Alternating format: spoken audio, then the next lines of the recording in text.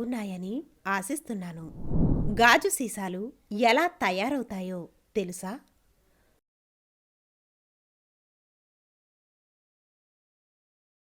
ఫ్యాక్టరీలోనే. అదేవిధంగా ఏదైనా ఉత్పత్తి లేదా పదార్థం ఫ్యాక్టరీలో తయారు చేయబడుతుంది. కర్మాగారంలో ఉత్పత్తి మాత్రమే చేయబడుతుందని మీరు అనుకుంటున్నారా? కాదు. ఉత్పత్తి కాకుండా కొంత వ్యర్థాలు కూడా ఉత్పత్తి చేయబడతాయి. మానవ శరీరం ఒక సెల్యులార్ ఫ్యాక్టరీ. మనం ఆహారం మరియు గాలి పీల్చుకుంటాం మరియు ఇతర జీవిత కార్యకలాపాలకు శక్తిని వినియోగిస్తాము. కాబట్టి మనం శక్తిని వినియోగించడమే కాకుండా కొంత వ్యర్థాలను కూడా ఉత్పత్తి చేస్తాము. మన శరీరంలోని కణాలలో ఉత్పత్తి అయ్యే వ్యర్థాలు ఎలా, ఎక్కడ, ఏమిటి? నేను మౌనిక. ఈ ప్రశ్నలకు సమాధానాలను అన్వేషిద్దాం. ఈ అంశంలో 10వ తరగతి జీవశాస్త్రం యొక్క జీవిత ప్రక్రియలు, విసర్జన అనే పాఠం నుండి అభ్యాస ఫలితాలు. ఈ అంశాన్ని అధ్యయనం చేసిన తరువాత మీరు దీని గురించి తెలుసుకుంటారు. విసర్జన నిర్వచనం. మానవులలో విసర్జన. విసర్జన లేదా మూత్ర వ్యవస్థ నిర్మాణం మరియు విధులు. కీలక పదాలు: నెఫ్రాన్, గొట్టపు ద్రవం,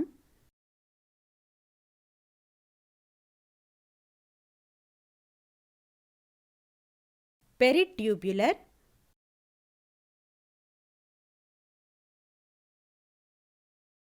ఫోటోసైట్,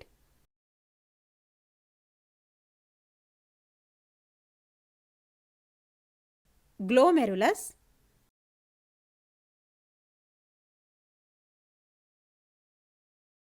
ప్రాక్సిమల్ మెలికలు తిరిగిన గొట్టం,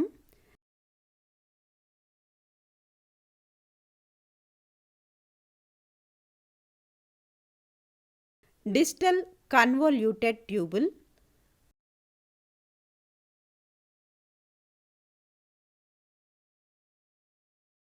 అఫరెట్ ఆర్టిరియోల్,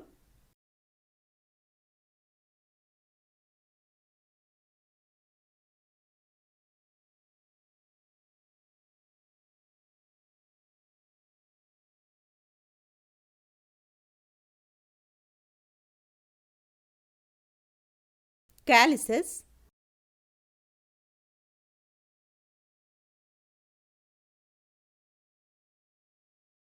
మూత్ర విసర్జన,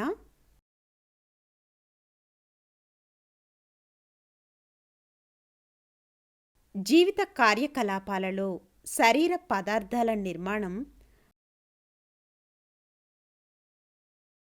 అనాబాలిజం లేదా వాటి విచ్ఛిన్నం ఉంటాయి. ఉత్ప్రేరకాన్ని సమిష్టిగా జీవక్రియ కార్యకలాపాలు అంటారు. జీవులు వివిధ పదార్థాలను ఉపయోగిస్తాయి మరియు జీవక్రియ కార్యకలాపాల సమయంలో వివిధ ఉత్పత్తులను ఉత్పత్తి చేస్తాయి. వీటిలో కొన్ని హానికరమైనవి మరియు శరీరం నుండి తీసివేయబడతాయి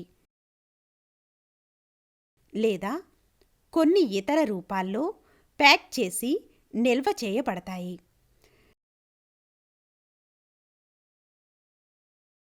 కిరణజన్య సంయోగక్రియ మరియు శ్వాసక్రియ సమయంలో వరుసగా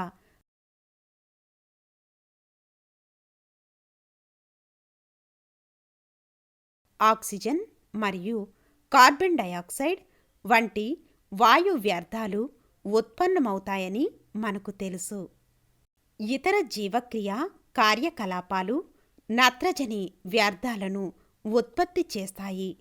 వీటిని లవణాలు, అదనపు నీరు మరియు అనేక ఇతర పదార్థాలతో పాటు తొలగించాలి.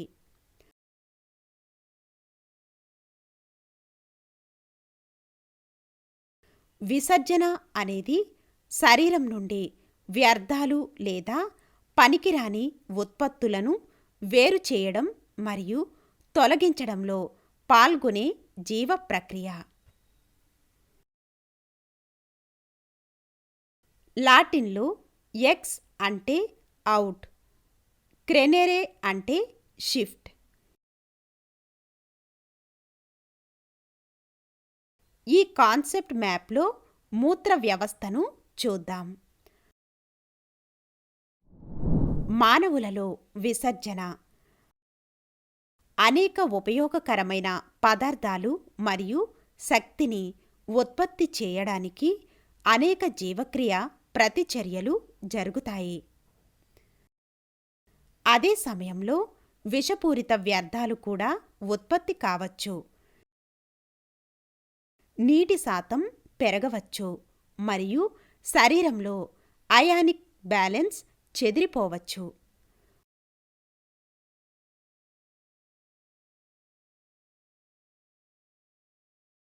వ్యర్థ ఉత్పత్తులలో కార్బన్ డయాక్సైడ్, నీరు, నత్రజని సమ్మేళనాలు,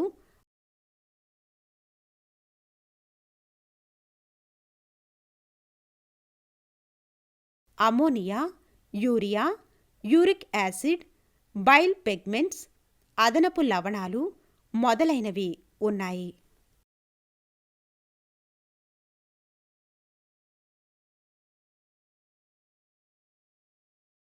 జీవక్రియ యొక్క అన్ని వ్యర్థ ఉత్పత్తులలో అత్యంత విషపూరితమైనది అమోనియా.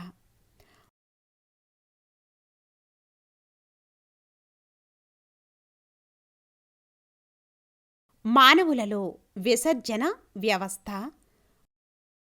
మానవుల విసర్జన వ్యవస్థలో ఒక జత మూత్రపిండాలు, ఒక జత మూత్రనాళాలు, మూత్రాశయం మరియు ప్రసేకం ఉంటాయి.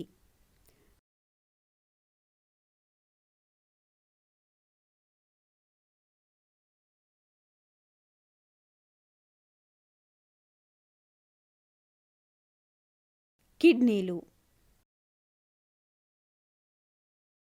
మానవులలో కిడ్నీలు అని పిలువబడే బీన్ ఆకారంలో ఎరుపు, గోధుమ రంగు నిర్మాణాలు ఉన్నాయి.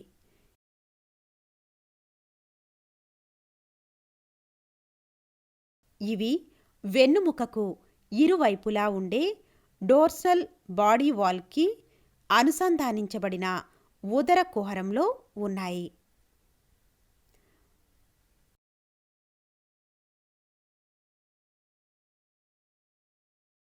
మూత్రపిండాల పరిమాణం 10 సెంటీమీటర్ల పొడవు, 5 నుంచి 6 సెంటీమీటర్ల వెడల్పు, 4 సెంటీమీటర్ల మందం.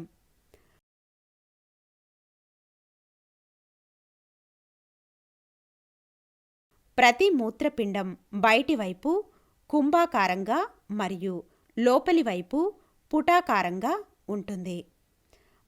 పైన కాలేయం ఉండటం వల్ల కుడి కిడ్నీ స్థానం ఎడమ కిడ్నీ కంటే తక్కువగా ఉంటుంది. ప్రతి మూత్రపిండం లోపలి భాగంలో మూత్రపిండ ధమని,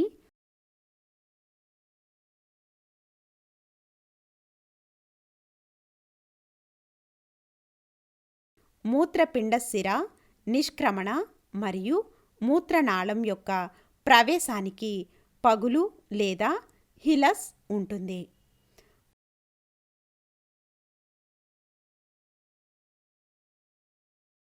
మూత్రపిండ ధమని వ్యర్థ పదార్థాలతో నిండిన ఆక్సిజన్తో కూడిన రక్తాన్ని తీసుకువస్తుంది. మూత్రపిండ సిర డీఆక్సిజనేట్ రక్తాన్ని తీసుకువెళ్తుంది. శరీరంలోని వివిధ అవయవాలలో ఉత్పన్నమయ్యే వ్యర్థ పదార్థాలను మూత్రపిండాలు ఫిల్టర్ చేసి తొలగిస్తాయి. మూత్రపిండం యొక్క అంతర్గత నిర్మాణం. దాని అంతర్గత నిర్మాణం గురించి మరింతగా తెలుసుకోవడానికి కిడ్నీ యొక్క రేఖాంశ విభాగాన్ని చూద్దాం. ఇది కార్టెక్స్ అని పిలువబడే ముదురు రంగు బయటి జోన్ మరియు మెడుల్లా అని పిలువబడే లేత లోపలి జోన్ వంటి రెండు విభిన్న ప్రాంతాలను చూపుతుంది. ప్రతి మూత్రపిండంలో నెఫ్రాన్స్ లేదా యూరినెఫ్రస్ ట్యూబ్యూల్స్ అని పిలువబడే 1.3 నుండి 1.8 మిలియన్ మైక్రోస్కోపిక్ మరియు సన్నని గొట్టపు ఫంక్షనల్ యూనిట్స్ ఉంటాయి. నెఫ్రాన్ యొక్క నిర్మాణం. ప్రతి నెఫ్రాన్ ప్రాథమికంగా మాల్పిఘియన్ బాడీ మరియు మూత్రపిండం గొట్టం అని పిలువబడే రెండు భాగాలను కలిగి ఉంటుంది. మాల్పిఘియన్ బాడీలో నెఫ్రాన్ చివరలో బోమన్ క్యాప్సూల్స్ అని పిలువబడే బ్లైండ్ కప్ ఆకారపు బోర్డర్ మరియు గ్లోమెరులస్ అని పిలువబడే చక్కటి రక్త కేశనాళికల సమూహం ఉంటుంది.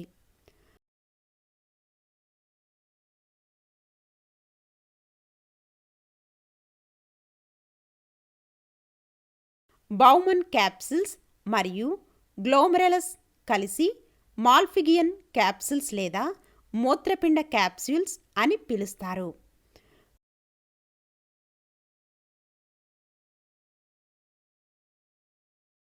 గ్లోమెరులస్ ఒక అనుబంధ ధమని నుండి అభివృద్ధి చెందుతుంది మరియు ఎఫరెంట్ ఆర్టెరియోల్కు దారితీస్తుంది. ఎఫరెంట్ ఆర్టెరియోల్ యొక్క వ్యాసం అఫరెంట్ ఆర్టెరియోల్ కంటే తక్కువగా ఉంటుంది.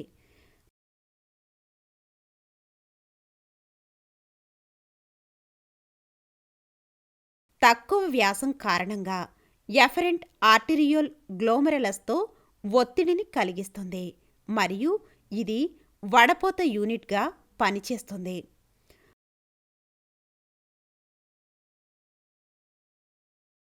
బోమాన్ క్యాప్సూల్స్ గ్లోమెరులస్ను ఫోటోసైట్ కణాలు అని పిలిచే పొలుసుల ఎపిథీలియల్ కణాల యొక్క ఒక పొరతో కప్పబడి ఉంటుంది.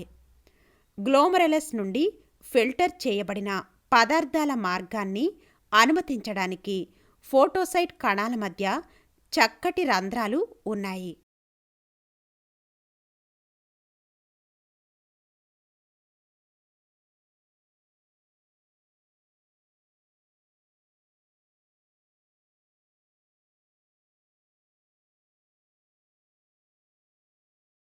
మూత్రపిండ గొట్టం.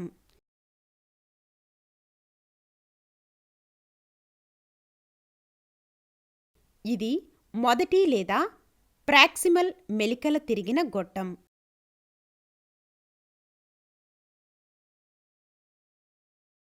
హెన్లే యొక్క లూప్ అని పిలువబడే 3 భాగాలను కలిగి ఉంటుంది. ఇది యు ఆకారంలో ఉంటుంది మరియు రెండవ లేదా దూర మెలికల తిరిగిన గొట్టం. దూర మెలికలు తిరిగిన గొట్టాలు సేకరించే గొట్టంలోకి తెరుచుకుంటాయి. సేకరించే గొట్టం పెల్విస్లోకి తెరుచుకునే పిరమిడ్లు మరియు కాలిసెస్లను ఏర్పరుస్తుంది.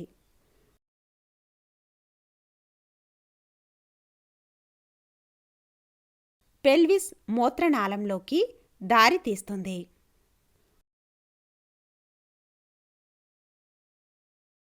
మూత్రపిండ గొట్టం యొక్క అన్ని భాగాలు గొట్టం చుట్టూ ఉన్న ఫెరిట్యూబ్యులర్ కేశనాళికల నెట్వర్క్తో కప్పబడి ఉంటాయి. ఇవి ఎఫరెంట్ ఆర్టెరియోల్ నుండి ఏర్పడతాయి.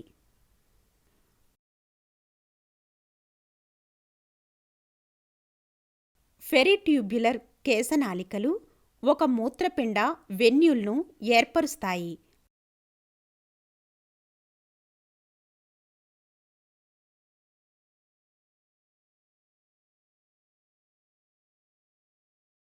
మరియు ఇతర వేనల్స్తో కలిసి చివరకు మూత్రపిండ సిరను ఏర్పరుస్తాయి. యురేటర్స్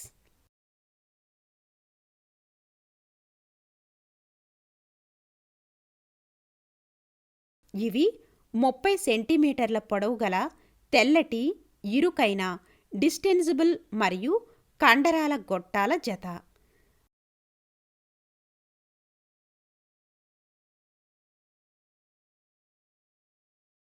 ప్రతి మూత్రనాళం కిడ్నీలోని హిలస్ నుండి పుడుతుంది.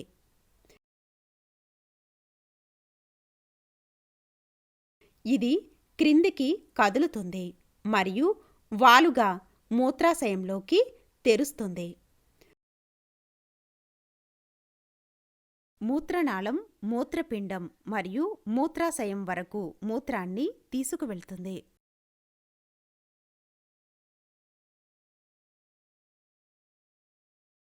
యురేటర్లో మూత్రం యొక్క కదలిక పెరిస్టాల్సిస్ ద్వారా జరుగుతుంది.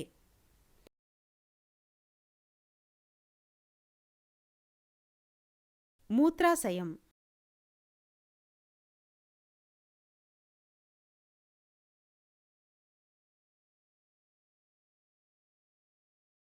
ఇది పొత్తి కడుపులోని కటి భాగంలో ఏర్పడే మధ్యస్థ పియర్ ఆకారంలో మరియు డిస్టెన్సిబుల్ శాక్.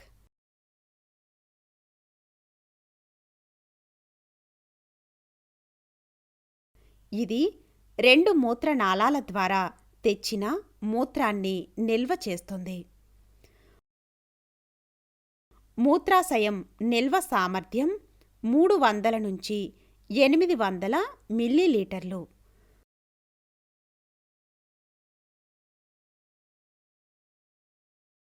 ప్రసేకం ఇది మూత్రాశయం నుండి మూత్రాన్ని బయటకు తీసుకువెళ్ళే గొట్టం.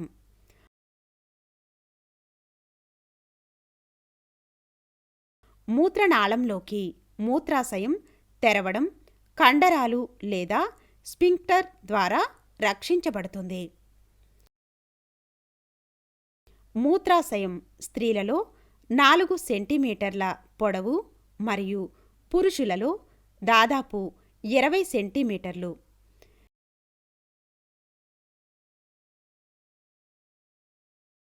దీని తెరుచుకోవడం ఆడవారిలో వేరుగా ఉంటుంది, కానీ మగవారిలో పునరుత్పత్తి మార్గంలో మూత్ర జననేంద్రియ వాహిక వలె సాధారణంగా ఉంటుంది.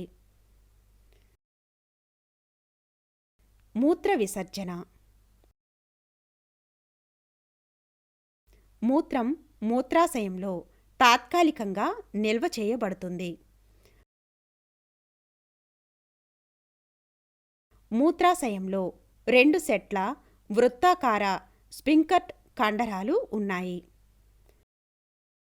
మూత్రాశయం నిండినప్పుడు ఈ 2 కండరాలు సంకోచించబడతాయి, కాబట్టి నిష్క్రమణ మూసివేయబడుతుంది.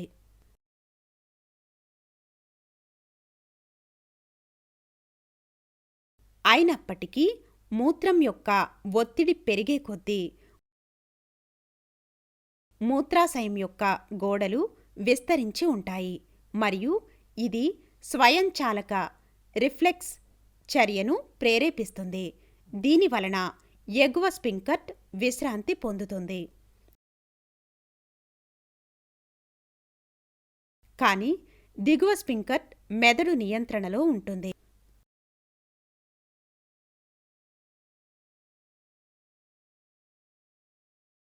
కాబట్టి ఈ కండరం కూడా సడలించే వరకు మూత్రాన్ని అలాగే ఉంచుకోవచ్చు. మూత్ర విసర్జన నియంత్రణ చాలా చిన్న పిల్లలలో ఉండదు, కానీ క్రమంగా నేర్చుకుంటారు. మూత్రాశయం 300 నుంచి 400 మిల్లీలీటర్లు మూత్రంతో నిండినప్పుడు మూత్ర విసర్జన కోసం కోరిక ఏర్పడుతుంది. విస్తరించిన మూత్రాశయం రిఫ్లెక్స్ను అభివృద్ధి చేయటానికి నరాల చివరలను ప్రేరేపిస్తుంది. అయినప్పటికీ మూత్రాశయం గరిష్టంగా 700 నుంచి 800 మిల్లీలీటర్ల వరకు నిండిపోయే వరకు మూత్రాశయంలో ఉంచవచ్చు. ఈ సమయంలో కోరిక బాధాకరంగా మారుతుంది మరియు స్వచ్ఛంద మూత్ర విసర్జనకు దారితీస్తుంది. రోజుకు విసర్జించే మూత్రం మొత్తం 1.6 నుంచి 1.8 లీటర్లు. నీరు మరియు పండ్ల రసాలు వంటి ద్రవాలను ఎక్కువగా తీసుకోవడంతో దీని పరిమాణం పెరుగుతుంది మరియు తక్కువ తీసుకోవడంతో తగ్గుతుంది.